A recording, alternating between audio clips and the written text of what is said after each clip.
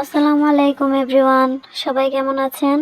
আশা করছি আজকের আমার এই ভিডিওটি যারা দেখছেন সবাই খুব ভালো আছেন, সুস্থ আছেন এবং নিরাপদে আছেন।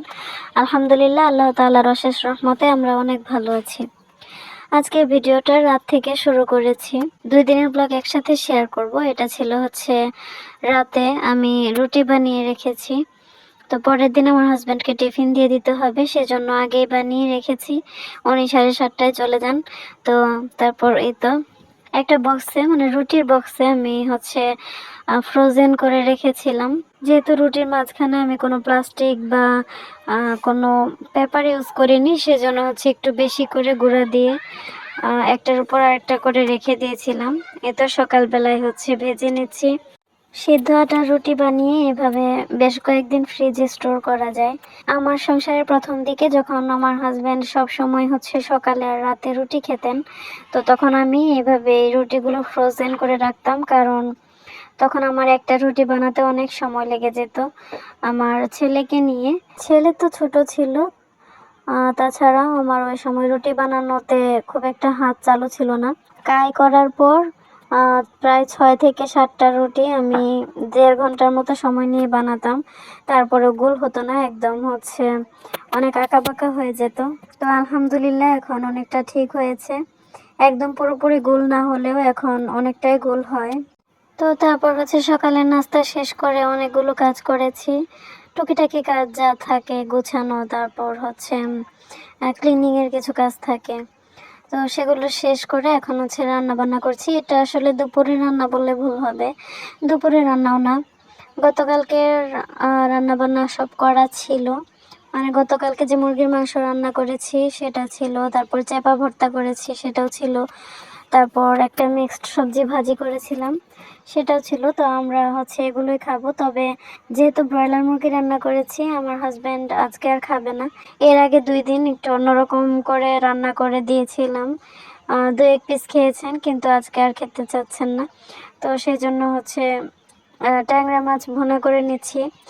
আর আজকে একটু বেশি করে রান্না করে রাখছি এই ট্যাংরা মাছটা, কারণ এখান থেকে আজকে আমার হাজব্যান্ড খাবেন, আর বাকিটা আমি ডিপ ফ্রিজে রেখে দেবো একটা বক্সে, কারণ আমরা যখন বাড়িতে যাব তখন যেন বেশ কয়েকটা আইটেম থাকে, ওনার খেতে অসুবিধা না হয়। এর আগে তো মুরগি রান্না করে রেখেছি, আর আজকে ট্যাংরা মাছ রান্না করে রাখছি।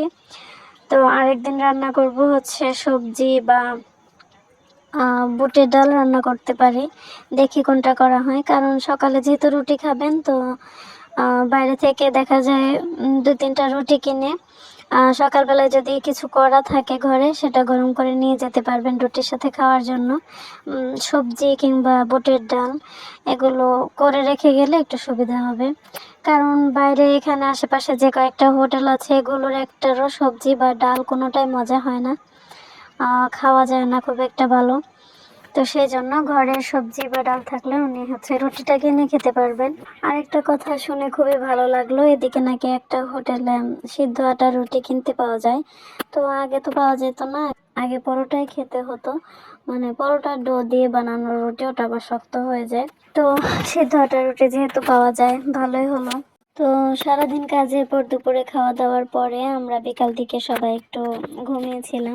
আর সন্ধ্যার পর আমার হাজবেন্ড পিঠা নিয়ে এসেছেন। শীতের সময় তো অনেক পিঠা কিনতে পাওয়া যায়, উনি বাইরে থেকে খেয়ে এসেছেন আর আমাদের জন্য এখানে নিয়ে এসেছেন। বাচ্চাদের জন্য তেলের পিঠা নিয়ে এসেছেন 4টা। 4টা কিনেছিলেন, কিন্তু ভুল করে 3টা দিয়ে দিয়েছে। তো কি আর করার। আর আমি যেহেতু চিতই পিঠা পছন্দ করি ভর্তা দিয়ে, আমার জন্য 2টা চিতই পিঠা নিয়ে এসেছেন। আমি অবশ্য তেলের পিঠাটাও টেস্ট করেছিলাম, খুবই মজার। প্রায় মানে বাসায় বানানো যে পিঠাগুলো সেরকমই স্বাদ, অনেক মজা ছিল। তো তারপর আসার সময় কিছু সবজিও নিয়ে এসেছিলেন। শীতের সময় আসলে সবজি কেনার কোনো টাইম টেবল থাকে না, দেখা যায় আসা যাওয়ার মধ্যে যদি চোখের সামনে কোনো টাটকা সবজি পাওয়া যায় সেটা কিনে ফেলা হয়। তো পিঠা নিয়ে আসার সময় খুব সুন্দর টাটকা লাউ শাক পেয়েছিলেন। লাউ শাকের ডাঁটা দেখতেই পাচ্ছেন কতটা ফ্রেশ মনে হচ্ছে। সাধারণত লাউ শাকে বালু থাকে, কম হোক বা বেশি হোক, কিন্তু আজকে যে লাউ শাকগুলো কিনেছেন এগুলো একদম ফ্রেশ, দেখতেই পাচ্ছেন, দেখে বোঝা যাচ্ছে কোনো বালু নেই। আর অনেক সুন্দর ছিল। তো তারপর হচ্ছে বেগুন নিয়ে এসেছেন, শীতের সময় তো বেগুন ভর্তার কোনো বিকল্প নেই, সেটা তো অবশ্যই ধনেপাতা দিয়ে করতে হবে, তো সেজন্য ফ্রেশ ধনেপাতাও নিয়ে এসেছেন। তো তারপর হচ্ছে সবকিছু বেছে নিয়েছি, লাউ শাকগুলো বেছে নিয়েছি, ধনেপাতাগুলো।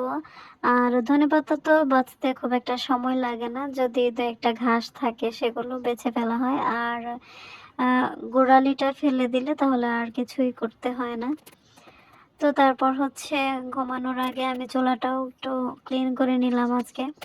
চুলা আমার অবশ্য প্রতিদিন রাতে ক্লিন করা হয় না, আমি দেখা যায় মাঝে মাঝে রাতে করি, মাঝে মাঝে আবার দুপুরে রান্নার আগে অথবা পরে করি, মানে যখন সময় হয় আর কি।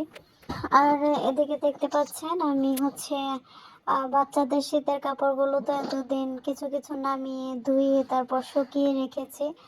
এখন হচ্ছে আমার কিন্তু শীতের মধ্যে খুব একটা শীতের কাপড় পরতে ভালো লাগে না, কারণ যেহেতু পানির কাজ করতে হয়, শীতের কাপড় পরে যদি সারাক্ষণ বসে থাকতে পারতাম বা কম্বল গায়ে দিয়ে শুয়ে থাকতে পারতাম তাহলে আমি অবশ্যই পরতাম, কিন্তু যেহেতু পানির কাজ করতে হয়, পানির কাজের মধ্যে আমার শীতের কাপড় একদমই পরতে ভালো লাগে না।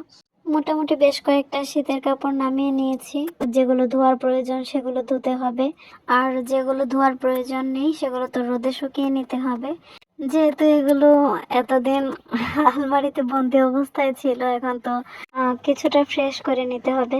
কোটি সিস্টেমের যে সোয়েটারটা দেখতে পেলেন, এটা আমি হচ্ছে বোরকার উপরে পরার জন্য কিনেছিলাম প্রায় 6 বছর আগে। এটা তখন হচ্ছে 2900 টাকা নিয়েছিল। তো এটা আমার খুবই পছন্দের, যার জন্য এখনো ছাড়তে ইচ্ছা করে না। এই যে এখানে শাল দুটো দেখতে পাচ্ছেন, এটা হচ্ছে দুইটাই আমার হাজবেন্ডের পছন্দে কেনা। আগেরটা হচ্ছে প্রায় 5 বছর আগের কেনা, ওটা হচ্ছে আমাদের জামালপুর থেকে কিনেছিলাম। আর এটা হচ্ছে টঙ্গী থেকে কিনেছি, এটা গত বছর কেনা হয়েছে। তো দুইটাই হচ্ছে কাশ্মীরি শাল। এটা এই যে দেখতে পাচ্ছেন অরিজিনাল কাশ্মীরি লেখা, তো তবে কতটা অরিজিনাল সেটা তো আমার জানা নেই। এটা হচ্ছে কাশ্মীরি পশমিনা যেটা, সেটা এটা খুবই মানে চলছে এখন, গত বছরও খুব ভালো চলেছে, প্রায় অনেকেই কিনেছেন। তো দুইটাই বেশ বড়। আজকের ভিডিওটা অনেক বড় হয়ে গেছে, যদি আপনাদের কাছে ভালো লেগে থাকে তাহলে please like comment share subscribe করতে ভুলবেন না। আর আমাদের জন্য দোয়া করবেন। সবাই ভালো থাকবেন, সুস্থ থাকবেন। আল্লাহ হাফেজ, আসসালামু আলাইকুম।